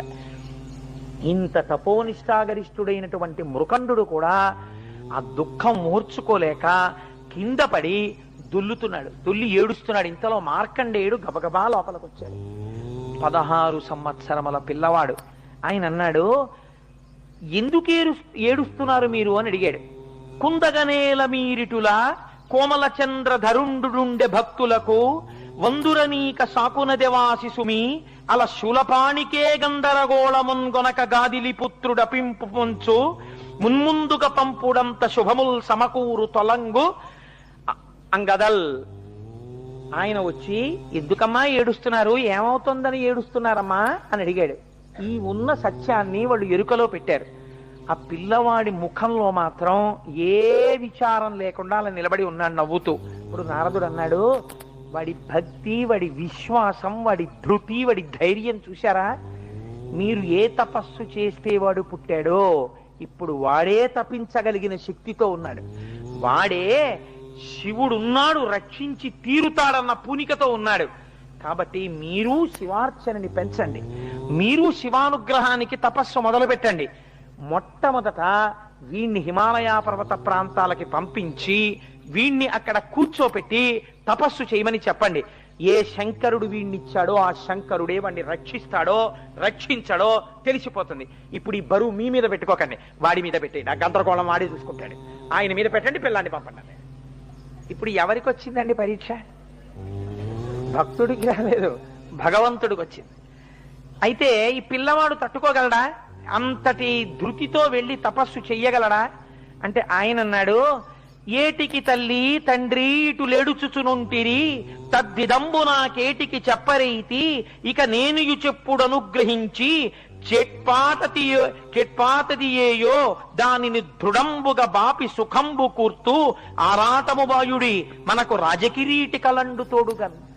అసలు ఈ విషయం నాకు ఎందుకు చెప్పలేదు నాన్నగారండి? దీన్ని దాచిపెట్టి మీరు నాళ్ళ నుంచి గుండెల్లో కుంపట ఎందుకు పెట్టుకున్నారు? ఏమిటి నాన్నగారు భలేవారు, రాజకిరీటి మనకి పరమశివుడు ఉన్నాడండి. నన్ను చంపడమే తరమే యమధర్మరాజుకి నా ప్రాణాలు తీయడం. ఆయన ఉండగా నాకేమిటి బెంగ నాన్నగారు? మీరు అనుమతించండి, మీ పాదాలకు నమస్కరిస్తున్నాను. ఆయుష్మాన్ భవ, విజయోస్తు, శుభం భూ. ఆ రాజకిరీటుడున్నాడు, బెంగ పెట్టుకోకండి, ఇదిగో నేను ఇప్పుడే బయలుదేరి వెడుతున్నాను, మీరు నాకు దీర్ఘాయుష్మంతుడనవాలని ఆశీర్వచనం చెయ్యండి అని చెప్పి ఆయన బయలుదేరి వెళ్ళడానికి ఇంతకి గొప్ప చేసి ఇటులెంతయును విలపింప చెల్లునే అంతయు చక్కనయ్య విడనాడు దైన్యము మన్యువేగమున్ శ్రాంతిని చెందుడిపుడే అల శంకరు గూర్చి తపింపపోయదన్ చింతల తీర్చి ఘనుడు సిద్ధి నొసంగు నొసంగు సౌఖ్యముల్. ఆ శంకరుడు గురించి తపస్సు చేస్తాను, ఆ మహానుభావుడు నాకు సిద్ధినిస్తాడు, సమస్తమైనటువంటి భోగాల్నిస్తాడు, ఐశ్వర్యాన్ని ఇస్తాడు, ఆయుర్దాయాన్ని ఇస్తాడు. మీరు బెంగ పెట్టుకోకండి నాన్నగారండి, మీరు కూడా శివారాధన చేయండి అని చెప్పి ఆ పిల్లవాడు వెళ్ళిపోయాడు. వెళ్ళిపోయి హిమాలయ పర్వత ప్రాంతమునందు ఒక శివలింగాన్ని తయారు చేసి దానికి ఒక చిన్న దేవాలయం లాంటిది ఒకటి నిర్మాణం చేసుకొని ఇట్లు దీవింపవారంత నెలమి చెంది మునికుమారుడు అవనికి జననికి జనకునకును మృక్కులనొనర్చి శుభలగ్నమున ప్రయాణమును ఒనర్చి హిమాచలంబునకు చనియే. ఆ హిమాలయ పర్వతాల దగ్గరికి వెళ్ళి దేవాలయం కట్టుకుని అక్కడ కూర్చుని ఆయన తపస్సు మొదలుపెట్టాడు. అద్భుతమైనటువంటి తపస్సు చేస్తూ 3 వేళలా శివలింగాన్ని ఆరాధన చేస్తూ శతరిద్రియాన్ని పారాయణ చేస్తూ ఎప్పుడు శివలింగాన్నే నమ్మి ఆయన శంకరుడే ఇప్పుడు ఈ లింగ రూపమునందున్నాడు అని ఆ ఆరాధన చేస్తుండగా ఆయన ప్రాణములను ఉగ్గడించవలసినటువంటి సమయం ఆసన్నమైపోయింది. అక్కడ యమలోకంలో యమధర్మరాజు గారు దూతల్ని పిలిచారు. పిలిచి కాలుండుగ్రతరాత్ముడై అడరి మార్కండేయు హింసింపనా భీలాకారుల ఆత్మదూతల కడున్ భీష్మక్రియాధుర్యులన్ వైళంబారసి పంపవారలు మహావష్టంభమేపారగా బ్రూలేయాద్రి తటిన్ వసించు మునిరాడ్బాలున్ వడించెరుడున్. దూతల్ని పిలిచి ఆ పిల్లవాడికి ఆయుర్దాయం అయిపోతుంది, మీరు వెంటనే పాశములు పట్టుకుని ఆ ప్రాంతాన్ని చేరండి, చేరి మార్కండేయుడి యొక్క ఆయుర్దాయాన్ని ఆ పాశముల చేత తీసి పట్టుకుని మళ్ళీ ఈ లోకాన్ని చేరండి అన్నాడు. ఆ దూతలు అక్కడికి వెళ్ళారు. ప్రాణోత్క్రమణము కావలసిన సమయం ఆసన్నమైంది. వాళ్ళు చిన్న దేవాలయం లాంటిది ఒకటి నిర్మాణం చేసుకుని అందులో కదండి ఒక ఏదో ఆకులతో కట్టుకున్నాడు ఆయన. లోపల శివలింగం దగ్గర కూర్చుని తదేక ధ్యానంతో శివారాధనం చేస్తున్నాడు. ఈ శివారాధనం చేస్తున్నటువంటి సమయంలో ఈ వచ్చినటువంటి యమదూతలు ఆయన మీద పాశం వెయ్యడం కోసమని ఒక్కసారి తొంగి లోపలికి చూశారు ఎక్కడున్నాడు అని. చూసి యముని దూతలు కాంచి సంయమి కుమారుడించుక చెలింపకాత్మ మహేశునంది తిరముగా నుంచి పూజ నంబురువు మీర సల్పుచుండగా వారలా చందమెరిగి లోపలికి చూసేటప్పటికీ అసలు ఏ విధమైనటువంటి కదలిక లేకుండా అలా పరమశివుడి మీద ధ్యానం పెట్టుకుని అదే పనిగా శంకరుణ్ణి ఆరాధన చేస్తూ మనస్సు పరమశివుని యందు లగ్నమైపోయినటువంటి ఆ పిల్లవాని వంక చూసేసరికి వాళ్ళకొక గొప్ప తేజస్సు కనపడినట్టుగా అయింది. వాళ్ళకి భయం వేసింది పాశం విసరడానికి. భయం వేసింది. వాళ్ళు ఆ దేవాలయములా ఉన్నదాని లోపలికి వెళ్ళలేకపోయారు. అడుగు వేయడానికి భయం వేసి సృష్టిలోనే ఒక ఆశ్చర్యకరమైన సంఘటన జరిగింది. ఆ భటులు పాశం వేయడం మానేసి పాశాలు చుట్టి చేతులకి తగిలించుకుని యమలోకానికి వెళ్ళిపోయారు. వెళ్ళిపోయి అయ్యా మేము ఆ పాశములు ఆవిడ్ని లేపండి అమ్మా, పడిపోతారో ఏమిటో, ఆవిడ్ని లేపండి పడిపోతారు కూడా గభాల్ని, అమ్మ మీరు అలా అనుకోకండి పడిపోతారు కూడా, సరిగ్గా కూర్చోండి. కాబట్టి అక్కడ ఉన్నటువంటి వాళ్ళు తీసుకుని వెళ్ళి యమధర్మరాజు గారికి ఆ పాశములనిచ్చి మేము ఆ పిల్లవాని యొక్క ప్రాణములను ఉగ్గడించలేకపోయాం. కారణం అపారమైనటువంటి శివభక్తి. తనలో తాను లీనమైపోయి శంకరుణ్ణి ఆరాధన చేస్తున్న పిల్లవాడి యొక్క ప్రాణములను తీయలేకపోయామని చెప్పారు. చెప్తే యమధర్మరాజుకి ఎక్కడ లేని కోపం వచ్చింది. ఆ సమయానికి ప్రాణాలు తీసేయడం అన్నది ఇంతకాలంగా నేను చేస్తున్న పని. కడువడి రోషవేగమున కన్నులు నిప్పులు రాలవీకమై నరరిచనుండు మీరలు భయాలకులెంతయు ప్రలదంబులన్ బడుగులు ఓలే అడుదురు బాలువదింపగనేనే పోయేదన్ కడిది మగండెవ్వడనుకో కనగవచ్చునుగాన అడ్డమై. ఒక పిల్లవాడిని చంపడం చేతకాక తిరిగి వచ్చి ఇప్పుడు శివ పూజ చేస్తున్నాడు, వాడిలో చాలా తేజస్సు ఉంది, మేము పాశం వెయ్యలేకపోయాం అని చెప్పడానికి మీకు సిగ్గెయ్యట్లేదు? నేనే బయలుదేరి పెడతాను, ఆ పిల్లవాడి ప్రాణములను ఉగ్గడించేస్తాను, ఎవడు అడ్డొస్తాడో చూస్తాను. శివలింగానికి కదా పూజ చేస్తున్నాడని మీరు అంటున్నారు. ఇప్పుడు అనరాని మాట ఒకటి వచ్చేసింది యమధర్మరాజు గారి నోటి వెంట. ఏమిటా మాట? కడిది మగండెవడు నన్ను కానగవచ్చునుగాక. ఏ మగాడు నాకు అడ్డొస్తాడో చూస్తానన్నాడు. వెడతాను, ప్రాణములను ఉగ్గడిస్తాను, బయలుదేరుతున్నానని గబగబా పాశాలు పట్టుకుని బయలుదేరుతున్నాడు. బయలుదేరుతుంటే నారదుడు ఎదురొచ్చాడు. ఎదురొస్తే వచ్చినవాడు మహర్షి కదా అని ఒక్కసారి ఆ దున్నపోతు మించి దిగి నమస్కారం చేశాడు. నమస్కారం చేస్తే ఆయన అన్నాడు, అయ్యయ్యో ఎందుకయ్యా అంత పంతాలకి పట్టింపులకి పోతావు? వాళ్ళకున్నది ఒక్క పిల్లాడు, మహర్షి కదా, ఏడుస్తున్నాడు కదా పిల్లాడి కోసం, తపస్సు చేస్తున్నాడు కదా. అందులో ఇప్పుడు వాడు ఎంత పూనికతో ఉన్నాడో తెలుసా పరమశివుడి మీద? వాడు మహేశ్వరార్చన ఎంతో మగ్నమైపోయిన మనస్సుతో ఉన్నాడు. నువ్వు కూడా కొంచెం ఆలోచించు. ఇలాంటి పరిస్థితులలో వెళ్ళి నువ్వు పాశం వేస్తే లేనిపోని ఉపద్రవాలు వస్తాయేమో. పోనీ ఇప్పుడు నువ్వు వెళ్ళకపోతే వచ్చిన బాధ ఏమిటి? అంత తీవ్రమైన తపస్సులో ఉండగా పాశం వెయ్యడానికి నీ భటులే భయపడ్డారని ఊరుకుంటే ఉపద్రవం వచ్చేసిందా? ఒకళ్ళకి పుత్రభిక్ష పెట్టినవాడి అవుతావు కదా. వాళ్లే భయపడినప్పుడు మళ్ళీ నువ్వు నేను యముణ్ణని తొడలు చరుస్తూ ఎవడు మొగాడని బయలుదేరుతున్నావు, ఎందుకొచ్చింది, ఆగకూడదా అన్నాడు. అనేటప్పటికీ ఆయనకి ఇంకా కోపం వచ్చేసింది. కోపం వచ్చి, శివుడా గివుడా ఎవడాపగలడు? నేను వాడి ప్రాణములను ఉగ్గడించవలసిన సమయం ఆసన్నమైనప్పుడు తీసేయడం నా ధర్మం, తీసి తీరుతానని పాశం పట్టుకుని, చాలును చాలు పూజనము శర్వుడు సంతసముందే, నీకికన్ కాలము చెరువయ్యే, మృతిగాంచదు వెల్పలకెగుదెమ్ము నే కాలుడా, నీదు ప్రాణములు గైకొనగా ఇటు వచ్చి తింజుమి, మేలుగ నీకు మోక్షమది మేకొను సంధియమెండులేది కన్. ఆ దేవాలయం దగ్గరికి వెళ్ళాడు. కానీ ఆయనకి చిన్న అనుమానం వచ్చింది. ఇంత తేజస్సుతో ఉన్నాడు, ఇంత లింగార్చన చేస్తున్నాడు, వెయ్యడమా వద్దా అనుకున్నాడు. బహిర్ముఖుణ్ణి చేస్తే పోతుంది అనుకున్నాడు. కాబట్టి ఇప్పుడు అన్నాడు, చాలును చాలు పూజనము, చేశావు పూజ చాలే, శర్వుడు సంతసముందే. శర్వుడు సంతసం పొందాడు, చాలా సంతోషించాడులే నీ పూజకి. అంటే ఒక రకంగా వెటకారమే, చాలా సంతోషించాడులే, నిన్నే నా నుంచి రక్షించలేడు. సంతసముందే, నీకికన్ కాలము చేరువయ్యే, నువ్వు వెళ్ళిపోవలసిన సమయం వచ్చేసింది.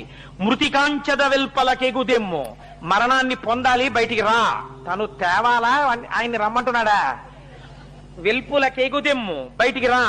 నే కాలుడా, నేను యమధర్మరాజుని, నీ ప్రాణాలు తీయడానికి వచ్చాను. నీదు ప్రాణములగై కొనగా ఇటు వచ్చి తుంజుమి, నీ ప్రాణాలు తీయడానికి వచ్చాను. మేలుగ నీకు మోక్షమది, అదే నీకు మోక్షం చేసిన శివ పూజ వల్ల. ఏకొను సంధియమెండులేది కన్, నీకేం సందేహం లేదు, రా బయటికి అన్నాడు. ఇందులో చిన్న వెటకారధ్వని కూడా ఉంది ఈ పద్యంలో. ఈ మాటలంటే మార్కండేయుట అనినన్ బాలకుడంతకున్ కని రవంతైనన్ భయం బొందక ఇట్లనియన్ భానుజ నే మహేశ్వరుని పుడమిని అర్పించుచున్నవాడ అయ్యనగుండాఢ్యుడు సర్వలోక విభుడాహ్లాదంబునన్ను సాకును నా జీవితము హరింపదరమే ఒక్కో నీకు పోపొమ్మికన్ అన్నాడు. ఆయన అన్నాడు, ఓరి పిచ్చివాడా, నీకు కూడా ప్రభువెవడో వాణ్ణి నేను ఆరాధన చేస్తున్నాను. ఇప్పుడు నేను వాణ్ణి ఎందుకు ఆరాధన చేస్తున్నానో తెలుసా? ఈ శరీరముతో ఉండిపోవాలని కోరిన వారు రాక్షసులు. నేను ఈ శరీరంతో ఉండిపోవాలని కాదు, నా తల్లిదండ్రుల యొక్క కోరిక తీర్చడానికి ఈ శరీరంలో ఉండాలనుకుంటున్నాను, వాళ్ళ ముందు తిరుగాడాలనుకుంటున్నాను కొంతకాలం. నేను అలా ఉండేటట్టు చెయ్యమని నేను వాడిని ప్రార్థన చేస్తున్నాను. వాడు సర్వలోక విభుండు, వాడు నీకు ప్రభువు నాకు ప్రభువు. నేను వాడి ఆరాధన చేస్తుండగా నాకు ఫలితము వాడివ్వాలి తప్ప నువ్వెవడివి నా ఫలితం ఇవ్వడానికి, నువ్వెవడివి నా ప్రాణాలు తీయడానికి? నీ తరమే నేను మహేశ్వర పూజ చేస్తుంటే తీయడం, తీని దమ్ముంటే అన్నాడు ఆయన. ఎక్కడ లేని కోపం వచ్చేసింది యమధర్మరాజు గారికి. ఏటికిటిల్ ప్రగల్భములనెంత యుగర్వము మీరనాడగా మేటితనంబే శంకరుడు మిన్నగ కన్పదడయ్యనే ఇకన్ మాటలు వేయునేలా నన్ను మంపగలండు శివుండు నీవికన్ మోటుతనంబు పట్పడక ముందరి పాటు తలంచుకొన్మెదన్. నేను ఎంత చెప్పినా వింటలేదు, శివుడు నిన్ను రక్షిస్తాడు రక్షిస్తాడు రక్షిస్తాడు అనుకుంటున్నావు పిల్లవాడా, నువ్వు ఆ మూఢ స్వభావాన్ని విడిచిపెట్టి రా అనినా కడున్ కడున్ కినుకనంది మహాద్భుత దారుణ ధనిన్ వనరిన చూడు చూడుమిదే పొంక మనంగ సురంగ ప్రాణముల్ మునిసుత అంచు దేహాలికి ముందట నుండి కరాళ పాశమున్ కొని శిశుకంధరున్ వైచి కొంకగ లాగదొడంగెనత్తరిన్. గబగబా లోపలికి వెళ్లి ఆ పిల్లవాడి ఎదురుగుండా నిలబడి తనని చూసి భయపడాలని ఒక భయంకరమైనటువంటి శబ్దాన్ని చేసి చేతిలో మిరిసిపోతున్నటువంటి ఆ యమపాశాన్ని పైకి తీసి విసిరి ఆ పిల్లవాడి మెడకి వేసి లాగుతున్నాడు. లాగుతుంటే ఆ ఉరి బిగుసుకుంటోంది ఆ కంఠానికి. ఆ కంఠానికి బిగుసుకుంటుంటే ఆయన భయపడడం మానేసి అప్పుడు చేశాడండి మహానుభావుడు. ఆయన అన్నాడు, ఒక పక్క కంఠానికి ఒరుసుకుంటుంటే యమపాశం భయపడకుండా శివలింగాన్ని కౌగిలించుకున్నాడు. ఇక్కడే చాలా ఆశ్చర్యకరమైన సంఘటన జరిగింది. ఆయన అన్నాడు, చంద్రశేఖర చంద్రశేఖర చంద్రశేఖర పాహిమాం, చంద్రశేఖర చంద్రశేఖర చంద్రశేఖర రక్షమాం, రత్నసానుసరాసనం రజతాద్రిశృంగనికేతనం, సింజనీకృత పన్నగేశ్వరమచ్యుతానలసాయకం, క్షిప్రదగ్ధపురత్రయం త్రిదివాలయైరభివందితం, చంద్రశేఖరమాశ్రయే మమ కింకరిష్యతి వై యమః అన్నాడు. రత్నసానుసరాసనం రజతాద్రిశృంగనికేతనం, సింజనీకృత పన్నగేశ్వరమచ్యుతానలసాయకం. నా తండ్రి వెండికొండ మీద నాట్యం చేస్తుంటాడు. సమస్త దేవతలు ఆయన నాట్యంలో తోడ్పడుతుంటారు. సృష్టికర్త, స్థితికర్త, ప్రళయకర్త నా తండ్రి. ఆయన పాదములు నేను పట్టి ఉండగా చంద్రశేఖరమాశ్రయే మమ కింకరిష్యతి వై యమః, ఈ యముడు నన్నేం చేయగలడాయా, నేను చంద్రశేఖరుడి పాదములు పట్టుకున్నాను. పంచపాదప పుష్ప గంధ పదంబుజద్వయ శోభితం, ఫాలలోచన జాత పావక దగ్ధమన్మద విగ్రహం, భస్మ దిగ్ధ కళేబరం భవనాశనం భవమవ్యయం, చంద్రశేఖరమాశ్రయే మమ కింకరిష్యతి వై యమః. ఒంటి నిండా భస్మాన్ని అలదుకుని తాండవం చేస్తున్నప్పుడు భస్మ రాలుతుండేటటువంటి వాడు మహానుభావుడు, సమస్త దేవతల చేత స్తోత్రము చేయబడేవాడు. ఎవడి పాదముల మీద శిరస్సు ఉంచి నమస్కరిస్తే ఆయన పాదములలోంచి దేవతల చేత, ఋషుల చేత పూజింపబడిన పూల వలన కలిగినటువంటి గొప్ప సువాసనలతో పాటుగా ఆయన పాదముల నుంచి వచ్చేటటువంటి సహజమైనటువంటి సువాసనలు కలిసి కొత్త సువాసనలు ఉద్భవించినవి ముక్కు యొక్క పుటములలోంచి లోపలికి ప్రవేశించి ఆనంద పానము చేత మనస్సు మత్తెక్కిపోతుందో అటువంటి వాడి పాదములను నేను పట్టి ఉండగా కింకరిష్యతి వై యమః, ఈ యముడు నన్నేం చేస్తాడన్నాడు. యక్షరాజసకంభగాక్షహరంబుజంగ విభూషణం, శైలరాజసుతా పరిష్కృత చారువామకళేబరం, క్షేళ నీలగళం పరస్వతధారిణం మృగధారిణం, చంద్రశేఖరమాశ్రయే మమ కింకరిష్యతి వై యమః.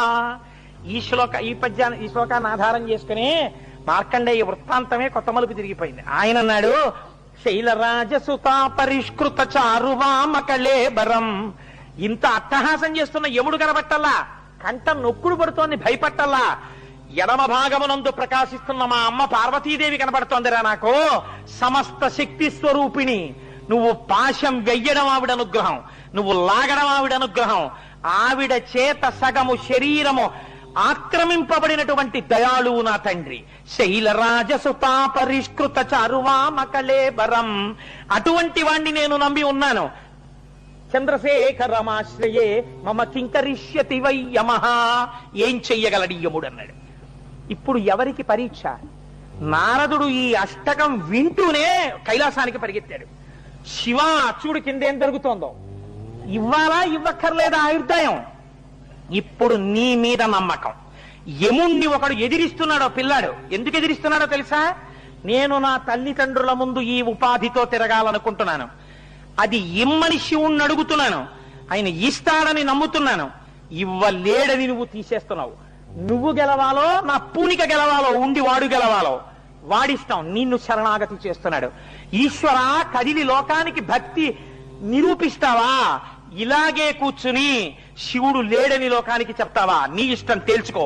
యక్షర అని కుండలీకృత కుండలేశ్వర కుండలం వృషవాహనం, నరదాదిమునీశ్వర స్తుత వైభవం భువనేశ్వరం, అంధకాంతకమాశ్రితామర పాదపం శమనాంతకం, చంద్రశేఖరమాశ్రయే మమ కింకరిష్యతి వై యమః భేషజం భవరోగిణామఖిలాపదామపహారిణం దక్షయజ్ఞ వినాశనం త్రిగుణాత్మకం త్రివిలోచనం భక్తి ముక్తి ఫలప్రదం సకలాగ సంగ నిభర్షణం చంద్రశేఖరమాశ్రయే మమ కింకరిష్యతి వై యమః.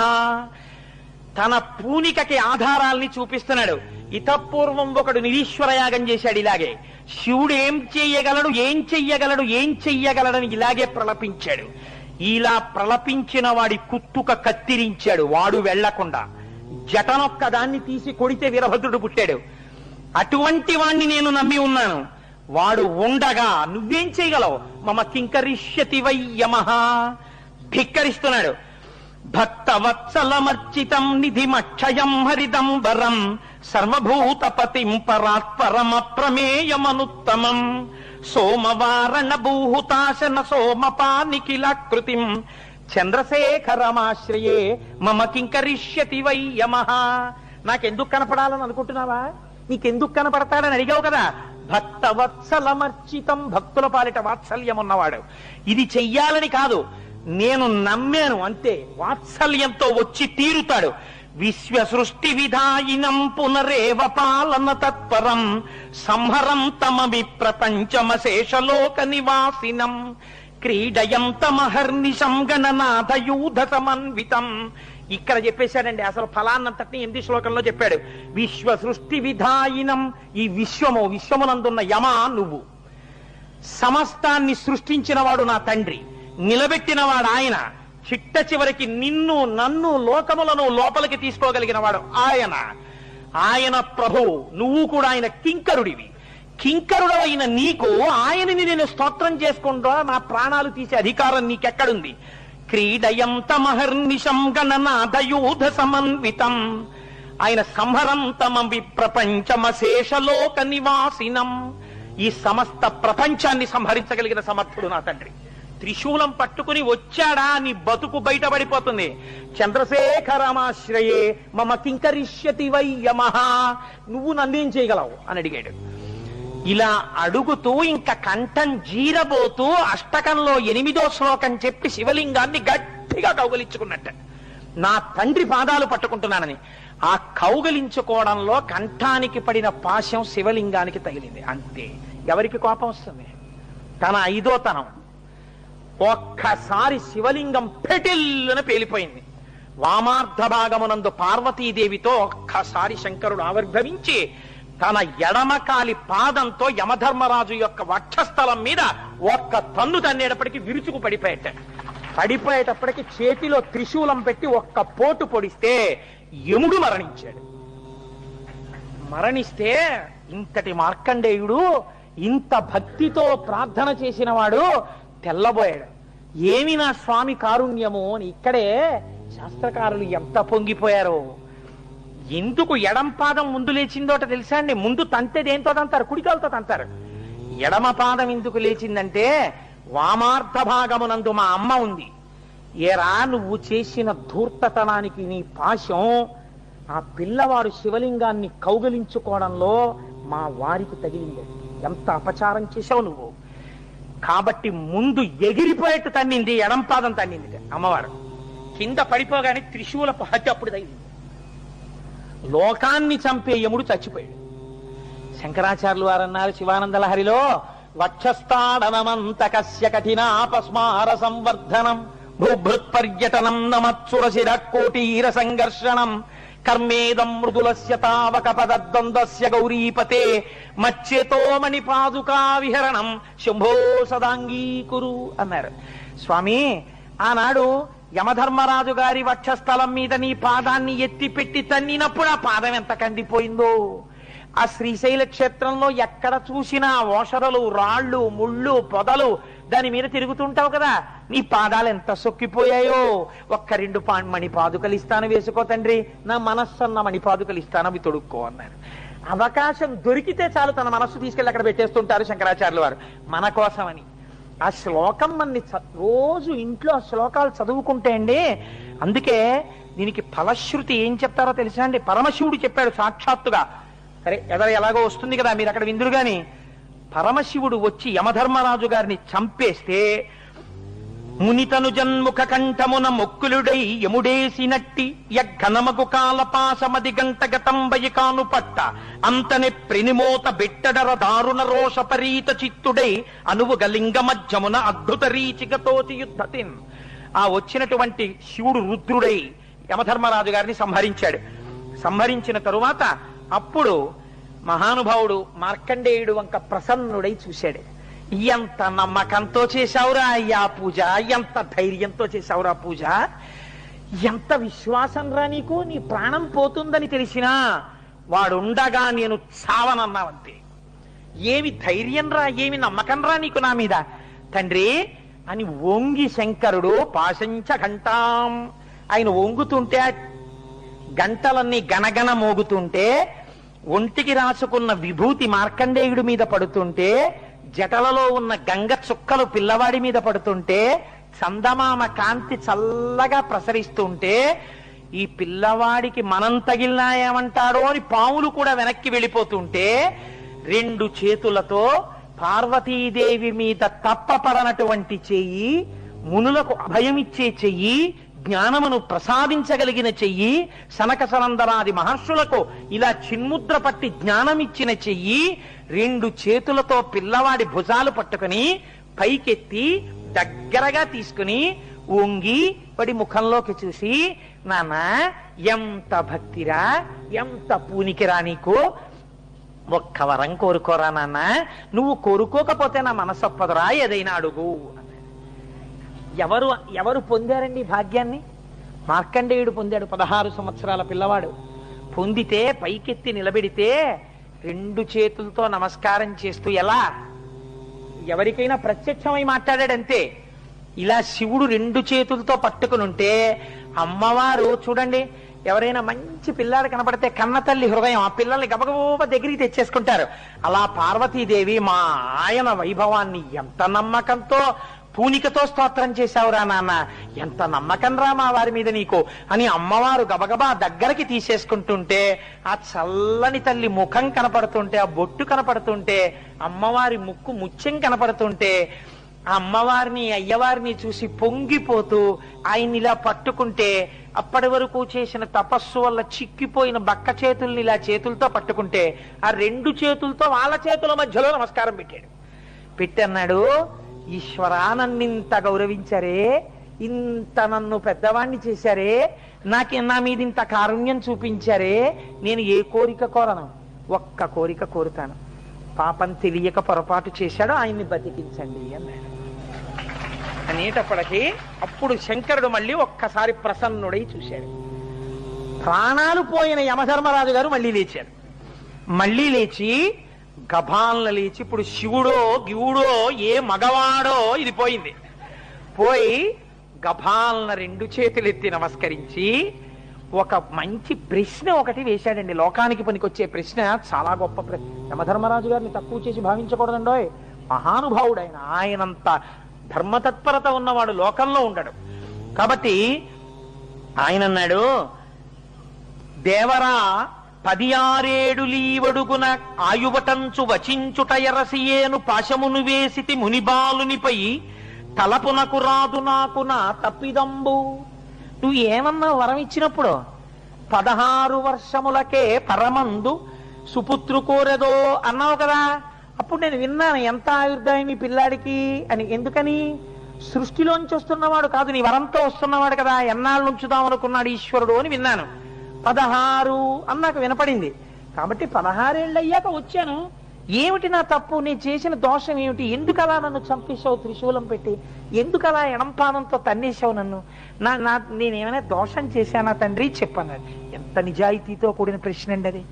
అడిగితే శివుడు ఒక మందహాసం చేసి అన్నట్ట, నా హృదయం నీకు అర్థం కాకపోవడమే నీ దోషం, నేనేమని ఇచ్చానో తెలుసా వరం, అలా అడిగినా వెంటనే ఒప్పుకుంటాడు కాబట్టి, అంత గొప్ప సంకల్ప బలం, అంత హృదయ శుద్ధి ఉన్నవాడు కాబట్టే మృకండు మహర్షికి నేను ఇచ్చిన వరం వేరు. ఏమిటో తెలుసా? ఎప్పటికి 16 ఏండ్లు ఎలా వయస్సుతోడ ఒప్పెడువా అని బాడి మీర ఇచ్చితి, దాని విప్పుడు నీవు ఎరుగక ఇట్టులారడికి ఒడిగట్టితివైన చనుము.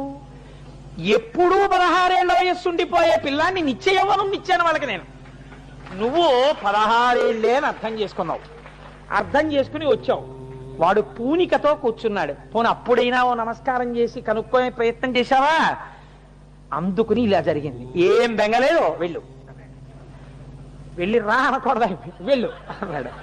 అనేటప్పటికీ ఆ స్వామి మీ హృదయం నాకు అర్థమైంది అని యమధర్మరాజు గారు వెళ్ళిపోయారు. ఇప్పుడు పరమశివుడు అన్నట్ట, పార్వతీదేవండి పొంగిపోయిందిట వాడిని చూసి, పిల్లవాడిని మార్కండేయండి. అబ్బబ్బబ్బబ్బబ్బా ఏమి భక్తి అండి మీ మీద. ఆవిడ విచిత్రం ఏంటంటే ఆవిడికి ఆయన్ని ఏమైనా అంటే ఆవిడికి సంతోషం. ఏమండి ఏం అష్టకం చేశాడండి, ఏమి చంద్రశేఖరాష్టకం చేశాడండి పిల్లవాడు, కాబట్టి వీడికి అలా మీరు ఇంటికి పంపించేస్తే నేను ఒప్పుకోను, మంచి వరం ఇచ్చేయండి అండి. ఆయన అన్నాడు, ఈ లోకములన్నీ ఎప్పుడు ప్రళయ సముద్రంలో మునిగిపోతాయో, ఎప్పుడు వటపత్రశాయి తన బొటనవేలిని నోటిలో పెట్టుకుని చీకుతూ ఒక మర్యాకు మీద పడుకుంటాడో, అప్పటి వరకు చిరంజీవివై మార్కండేయాయుషు అన్న పేరుతో ఈ లయమంతటినీ కూడా చూస్తుండేటటువంటి వాడివై, లోకములన్నీ లయమైపోతే ఈ వటపత్రశాయిని చూస్తూ నిలబడిపోగలిగినటువంటి చిరంజీవిత్వంతో కూడిన మార్కండేయాయుష్ అనేటటువంటి కొత్త ఆయుష్ని సృష్టించి నీకు ఇచ్చేస్తున్నానన్నాడు. అందుకే మన వాళ్ళు పిల్లలకి నీళ్లు పోస్తే పూర్వం తొడల మీద పడుకోబెట్టుకుని ఆడవాళ్ళు, నాన్న నీకు మార్కండేయాయుష్రా అనేవారు. అలా రోజు అంటూ నీళ్లు పోస్తే ఆ ఆశీర్వచనం నిజమవుతుంది అని. కాబట్టి చూడండి, ఇలా వరం ఇచ్చి పార్వతీదేవి పొంగిపోయినటువంటి స్థవం కదండి ఆ చంద్రశేఖరాష్టకం. అందుకు ఆయన అన్నాడు, ఎక్కడైనా సరే శివాలయంలో కూర్చుని ఒంట్లో బాగుండనటువంటి వాళ్ళు ఈ చంద్రశేఖరాష్టకాన్ని నా మీద నమ్మకంతో చదివితే వాళ్ళకి అపమృత్యు దోషం రాకుండా నేను పరిహరిస్తాను. 90 ఏళ్ళకి రావద్దు, 100 ఏళ్ళకి రావద్దు అనకూడదు, జ్ఞానంతో అంగీకరించాలి. కానీ అపమృత్యు రాకుండా ఈ చంద్రశేఖరాష్టకాన్ని చేస్తే వాళ్ళని నేను రక్షించి తీరుతాను అన్నాడు. పాపం మా అమ్మ, ఇవాళ మేము ఇలా యుద్ధాయంతో ఉన్నామంటే ఎన్నిసార్లు అనారోగ్యాలు వస్తే, తల మీద ఒకసారి పాము దూకితే, ఓసారి ఈత నేర్చుకోవడానికి వెర్రి వెధవనై నూతులో దూకేస్తే, ఇన్ని తప్పు పనులు చేస్తే ఆవిడ ఎప్పుడు మంచం మీద పడుకోబెట్టి చంద్రశేఖరాష్టకం చదువుతూ విభూతి పెట్టింది. మా అమ్మ ఆనాడు నమ్మి చేసిన చంద్రశేఖరాష్టకమే ఇవాళ ఇంత లావు ఇంత పొడుగునున్న ఈ కోటేశ్వరరావు అన్న శరీరం బతకడానికి కారణం. కాబట్టి ఆ చంద్రశేఖరాష్టకం అంత గొప్పది. అప్పుడు శంకరుడు అన్నాడు, ఈ చరితం బెవ్వరుగా ఈ చదివిన వినిన మిత్తి నెట్టి చిరాయుశ్రీ చెలువు మీర సౌఖ్యములు ఆచంద్ర కిరీటుదయను అందెదరవని. ఎవరైతే ఈ చంద్రశేఖరాష్టకాన్ని నమ్ముకుని ప్రతిరోజు ఇంట్లో చదువుకుంటారో అలాంటి వాళ్ళ ఇళ్లల్లోంచి అకారణంగా సమయము కాకుండా అపమృత్యు దోషము వలన బయటికి శరీరములు వెళ్ళవలసిన అవసరము లేకుండా నేను వాళ్ళ వంశాల్ని వాళ్ళని కాపాడతాను. ఇది చదివినటువంటి వాళ్ళకి, ఇది విన్న వాళ్ళకి అపారమైనటువంటి కీర్తిని, తేజస్సుని, ఆయుర్దాయాన్ని నేను కృప చేస్తున్నాను. చంద్రశేఖర అని పిలువబడినటువంటి అష్టకం కనుక ఈ మకుటంతోటే ఎక్కడ చదువుతున్నారో, అందుకే ఈ చంద్రశేఖరాష్టకానికి ఉన్న గమ్మత్ ఏమిటో తెలుసా అండి? ఇదంతా చదివేసిన తరువాత అష్టకానికి చిట్ట చివరిలో ఒక మాట చెప్తారు. ఇదంతా చదివితే అష్టకంలోనే చివర్లో మృత్యుభీతి మృకండుసూను కృతస్తవం శివ సన్నిధౌ యత్ర కుత్రహయ పతేన్నహి తస్య మృత్యు భయం భవేత్ పూర్ణమాయురరోగతామఖిలార్థ సంపదమాదరం చంద్రశేఖర ఏవ తస్య దదాతి ముక్తిమయత్నతః. ఎవరు నమ్మకంతో రోజు మృత్యుభీతి మృకండుసూను కృతస్తవం శివ సన్నిధౌ, శివుని యొక్క సన్నిధానమునందు మృత్యుభీతితో మృకండుసూనుడైనటువంటి మార్కండేయ మహర్షి చేసినటువంటి ఈ అష్టకమున్నదో దానిని పూనికతో చదువుతున్నారో అటువంటి వారికి యత్ర కుత్రయ పటేన్నహి తస్య మృత్యుభయం భవేత్, మృత్యుభయం ఉండదు. పూర్ణమాయురరోగతామఖిలార్థ సంపదమాదరం, పూర్ణమైన ఆయుర్దాయాన్ని వాళ్ళు పొందుతారు, ఆపదలు రాకుండా. దానితో పాటుగా అఖిలమైనటువంటి అర్థములు, సంపత్తి, యశస్సు అన్ని చేకూరుతాయి. చంద్రశేఖర ఏవ తస్య దదాది ముక్తిమయత్నతః. వీడి ప్రయత్నం లేకుండా చిట్ట చివర రోజు చంద్రశేఖరాష్టకం చేసుకున్న ఫలితం చేత చిట్ట చివరిలో ఊపిరి జారిపోతున్నప్పుడు శంకరుడి యొక్క నామం జ్ఞాపకానికి వచ్చి చంద్రశేఖర అంటూ ప్రాణం విడిచి ఆయన చేతనే మోక్షమీయబడి ఆయనలోకే కలిసిపోతాడు. అంత గొప్ప అష్టకంతో కూడినటువంటి ఈ మార్కండేయ మహర్షి యొక్క జీవితాన్ని ప్రత్యేకించి మాఘమాసంలో ఎవరు వింటున్నారో వాళ్ళకి పరిపూర్ణమైనటువంటి శివకటాక్షము కలుగుతుంది అని శివపురాణాంతర్గతమైన వాక్కు. మనం అనుకోకుండా ఇవాళ మాఘమాసంలో, అందున చంద్రశేఖరుడు శుక్లపక్షంలో ఉన్నటువంటి తది అనుకోండి, కానీ విదియ తదియలు కలుస్తున్నటువంటి రోజున ప్రదోష వేళలో శివాష్టోత్తరం చదువుకుని మనం అందరం ఇవాళ ఈ మార్కండేయ స్తవాన్ని, మార్కండేయుడి కథని చెప్పుకుని వినేటటువంటి అదృష్టాన్ని మనకు ఆ పరమశివుడే తన నిర్హేతుకమైన కృపగా మన్ని అనుగ్రహించాడు. కాబట్టి ఆ పార్వతీ పరమేశ్వరుల యొక్క పాదార విందముల యందు సంతతము మనకు భక్తి కలిగి ఉండేటట్టుగా ఆ ఉమామహేశ్వరులు మనను అనుగ్రహించదరుగాక అని స్వామిని ప్రార్థన చేస్తూ